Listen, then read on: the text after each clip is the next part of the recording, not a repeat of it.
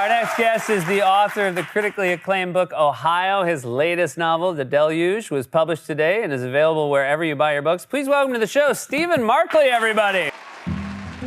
In the 12 years it took me to write The Deluge, my novel of the climate crisis, I watched as chaotic weather, record temperatures, and shocking political events outpaced my imagination.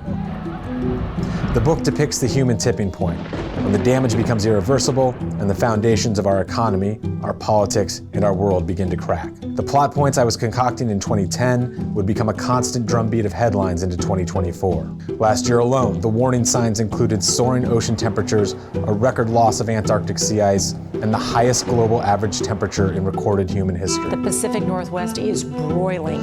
Wildfires, droughts, floods, and extreme weather of every variety have come to shock even the scientists who study the shocking stuff.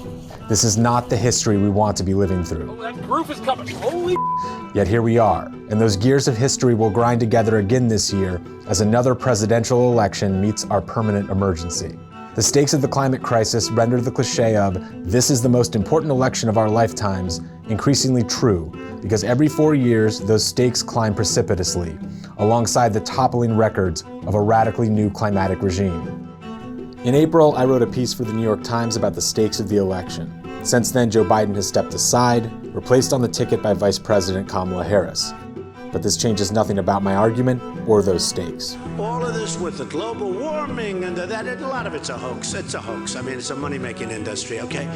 The White House may soon be recaptured by Donald Trump, who called the climate crisis a hoax, and even when backing off that assertion, insisted, "I don't know that it's man-made." Project 2025 was created by some of Donald Trump's most important advisors. There has recently been a great deal of reporting on Project 2025, a 900-plus page roadmap for a second Trump administration assembled by the Conservative Heritage Foundation. This is a great group, and they're going to detail plans for exactly what our movement will do. On climate, the report is succinct. The Biden administration's climate fanaticism will need a whole-of-government unwinding. The report recommends a repeal of the Infrastructure Investment and Jobs Act and the Inflation Reduction Act, which would shred the tax credits that have led to hundreds of billions of dollars in investments in clean energy, the jump-starting of factory openings, and the creation of jobs in virtually every corner of the country. Also lost will be investments in environmental justice, those measures that aim to reduce pollution in marginalized communities, provide affordable clean energy, and create jobs in low-income neighborhoods. A second Trump administration would most likely grant permits for fossil fuel drilling and pipelines basically anywhere it has the say-so. Scrap the methane fee on oil and gas producers, and dismantle new pollution limits on cars, trucks, and power plants. But perhaps most ominously, a Trump presidency would impede Americans' ability to find out what's being done to them. As this storm is barreling down on the United States, President Trump used an altered map of Hurricane Dorian's path.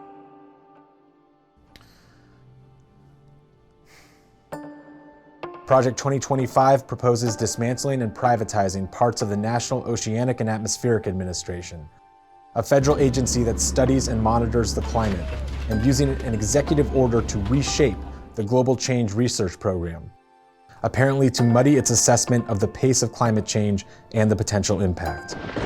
We would walk into this new dark era with a blindfold on. Mr. Trump is at heart a billionaire doing favors for other billionaires by cutting their taxes and eliminating or not enforcing rules that protect the rest of us from asthma and cancer. During his 4 years in office, he managed to dismantle or degrade over 100 environmental rules, which brought real-world death and suffering. The medical journal The Lancet estimated that in the year 2019 alone, these policies led to 22,000 excess deaths from heart disease, asthma, and lung cancer, among other causes. Already, Mr. Trump's 3 appointees to the Supreme Court have led the charge in gutting environmental protections, and the damage will be incalculable if he has the opportunity to further stack the court with radical ideologues doing the bidding of polluting industries and major corporate powers. For all the damage that was done, Mr. Trump and his administration fortunately proved incompetent at making the government fulfill his intentions. We shouldn't delude ourselves with thinking that he and his allies will be caught as flat-footed as they were by their surprise victory in 2016. We need a leader who rejects Joe Biden and Kamala Harris's Green New scam and fights to bring back our great American factories. Here's the irony. This steelmaking plant in Middletown, Ohio, is in line to get $500 million from President Biden's climate and infrastructure plan. What Project 2025 demonstrates is that an enormous amount of thinking has gone into how to destroy the government's capacity to enforce environmental protections, conduct research, or even assess the scientific reality of our situation. One can hold up a document like Project 2025 and shout from the rooftops just how extreme it is. One can attempt to use numbers to describe this danger, but everyone will fall short, and surely I've fallen short, in describing just how frightening a second Trump presidency could actually be. Do not limit your imagination. In a recent meeting with oil and gas executives at Mar-a-Lago, the Washington Post reported that Mr. Trump blatantly offered a quid pro quo to oil executives, asking them to contribute $1 billion to his campaign in exchange for destroying all of Mr. Biden's climate agenda and environmental protections. Trump used the meeting to reiterate that he would do whatever the industry wanted on day one. History will fork, and in a single day, our window of opportunity for keeping the climate crisis from spiraling out of control could very well slam shut. Global emissions must peak this decade and begin a rapid decline for the world to have any chance of avoiding catastrophic warming. When I began writing my novel, we had something like 20 years to accomplish that task. After the election, we will have 62 months. Hurricane Helene is turning out to be one of the deadliest hurricanes. More than 150 people died. Soaring temperatures and drought as a heat wave grips the region. It's hard to miss the devastation on the ground. It was caused by a huge mudslide. I've been around for many hurricanes, you know what I'm saying? I never experienced nothing like this one. It's beyond anything I've ever seen. There are people that died in the storm in areas that had never before experienced flooding. This makes the 2024 election a singular event in the climate crisis. Despite a number of headwinds, renewable energy capacity boomed last year, increasing 50% globally. And the world is edging closer to achieving a key climate target of tripling renewable energy capacity by 2030. The risks of the crisis are growing rapidly, but so is our capacity to confront this challenge at the speed and scale necessary. We must accelerate that momentum at all costs. The other major candidate in the race, Vice President Kamala Harris, has been a steadfast proponent of that acceleration.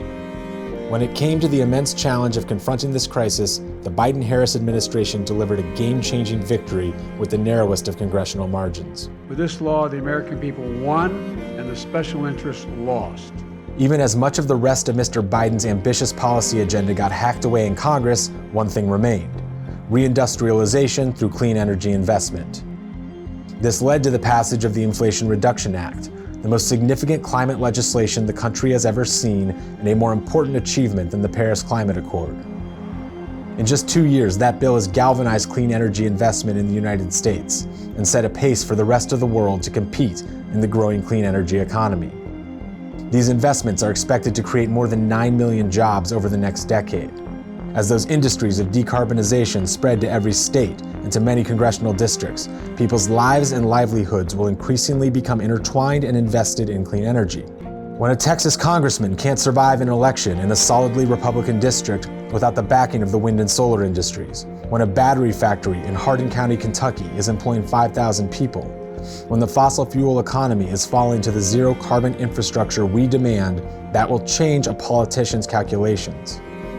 The increasing political and economic clout of those clean energy industries will challenge the fossil fuel status quo. We are at the beginning of an absolute revolution of the American economy that will send manufacturing soaring and pollution plummeting. Any climate hawk could try to encumber my argument with caveats, unaddressed pet issues, and whatabouts. But as far as our shared atmosphere is concerned, there are only 3 pieces of relevant information: who Kamala Harris is, who Donald Trump is, and the urgency of the crisis before us. While it's true the United States continues to produce record amounts of fossil gas and near record amounts of oil, these numbers reflect the all-of-the-above energy policies of the past 15 years. The Inflation Reduction Act and several critical regulations from Mr. Biden's Environmental Protection Agency will drive the decarbonization that should put us within striking distance of our Paris Climate Agreement target by 2030, something that seemed unfathomable 4 years ago. It's worth dissecting how we achieved such progress. This stunning victory was made possible only by Stacey Abrams' tenacious work in Georgia to flip 2 U.S. Senate seats in 2020. Work is also underway on the state and local levels. In the last 4 years, Democrats have led efforts in Colorado, Illinois, Maryland, Massachusetts, Michigan, and Washington to pass ambitious climate laws when voters demanded it. Sea levels are rising, and so are we. The lesson being that the only thing that has worked, and must continue to work, is democracy at every level. None of us have the option to be cynical, to disdain electoral politics, or to pretend we're not making a distinct moral choice when voting for a third-party candidate or sitting out an election. Whether we're voting for president or state legislator or dog catcher, we should vote for a dog catcher who recognizes the imperative of the climate crisis. Right now, this means electing Democrats. The expiration of many of the Trump tax cuts in 2025 could create the leverage to push climate efforts even farther. We must look at this election and understand that it's now or never, that we can create the opportunity for the United States to smash past its emission reduction goals and spur the rest of the world to follow. The climate movement can either fight like hell to elect Kamala Harris or watch as Mr. Trump and his allies set fire to the planet. Climate is not just another issue. I do not deny that we live in a complex and precarious world, or that our consciences are torn by a web of domestic challenges and geopolitical upheavals. But we are in denial if we do not recognize that this is the crisis that will define this century, and if we fail, the entire human future. Our fossil fuel system is driving the planet to a set of conditions that humanity has never experienced, where even the imagination of novelists will fail us. And yet the climate crisis is also the foundation on which we can build a more just, equitable, and prosperous world. Every election is precious. Every ballot we cast a moral record of what we did in this crucial historical moment. Do not sit on your hands. Do not deny the stakes. Do not waste that vote. Climate change has become a crisis. The clock is not just ticking, it is banging. We do not have time to waste.